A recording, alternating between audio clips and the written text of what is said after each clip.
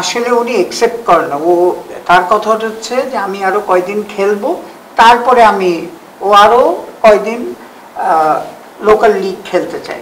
আমার সাথে নিজে কথা হয়েছে, লোকাল লিগ খেলা কেরিয়ার শেষ হলে স্টার্ট হবে। আর ম্যাচ রেফারি তো during playing career you cannot do it. So সেই জন্যে সে আসেনি। প্রথমে বলছি যে আমরা একটা প্রেস কনফারেন্সে বলেছিলাম আপনাদেরকে আমরা এডুকেশন ডিপার্টমেন্ট বা এডুকেশন চালু করব, এবং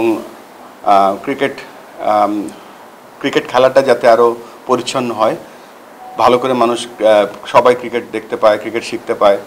সো প্রথমে আমি ক্রেডিট দেব, প্রথম প্রোগ্রাম করছে আমাদের, ইনফ্যাক্ট প্রথম দুটো প্রোগ্রামই করেছে আমাদের আম্পায়ার্স ডিপার্টমেন্ট, যেটা মিঠু ভাই চেয়ারম্যান, এবং মিঠু ভাইয়ের উদ্যোগে।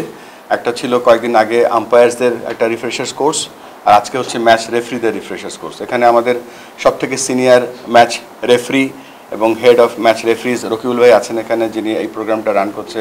ফাহিম ভাই সবসময় এই প্রোগ্রামগুলোতে এডুকেশন সাপোর্ট করছে। তো ভালো লাগছে যে এরকম একটা ক্রিকেটের অন্যতম সেরা স্তম্ভ, যেটা ক্রিকেট ম্যাচ রেফারিজ, এবং আপনি যে অ্যাটেন্ডেন্স দেখছেন, হাবিবুল বাশার, সুমন, আব্দুর রাজ্জাক, এদের মতন সব ক্রিকেটাররা ম্যাচ রেফারি হতে যাচ্ছে।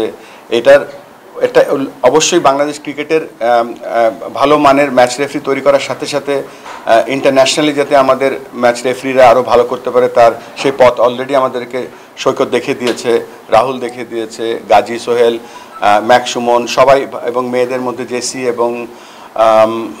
জেসিও করছে এই কাজগুলো।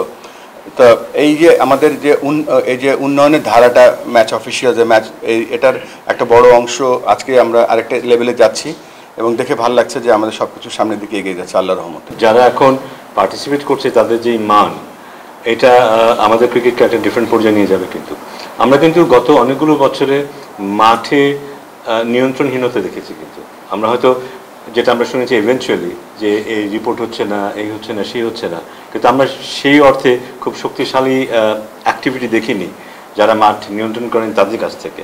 এটা হয়েছে কারণ আমাদের ম্যাচ রেফারি স্বল্পতা ছিল, হাতে গোনা কয়েকজন ছিল, এবং খুব মানসম্পন্ন যে সম্পন্ন সবাই ছিল তাও না। কিন্তু আমরা এখন আশা করছি এদের মধ্যে থেকে যাদের এত হিউজ প্লেইং ব্যাকগ্রাউন্ড, যাদের ইমেজ এত স্ট্রং, তারা অনেক বেটার কাজ করতে পারবেন। তাদের যদি সত্যিকার অর্থেই এখান থেকে বেশ কয়েকজন উঠে আসবে বলে আশা করছি।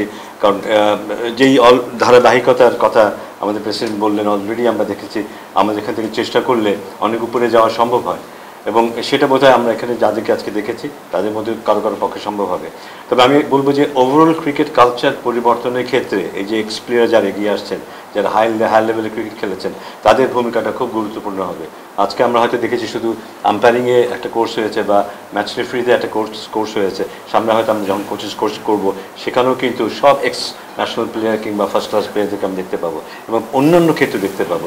তো এর মধ্যে দিয়ে কিন্তু বিশাল পরিবর্তন আমি ব্যক্তিগতভাবে আশা করছি।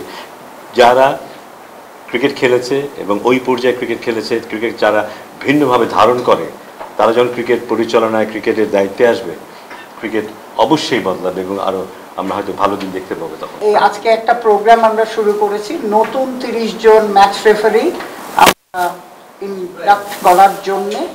আমরা একটা আজকে থেকে কোর্স শুরু হয়েছে for all former first class and Bangladesh team player, ছেলে মেয়ে।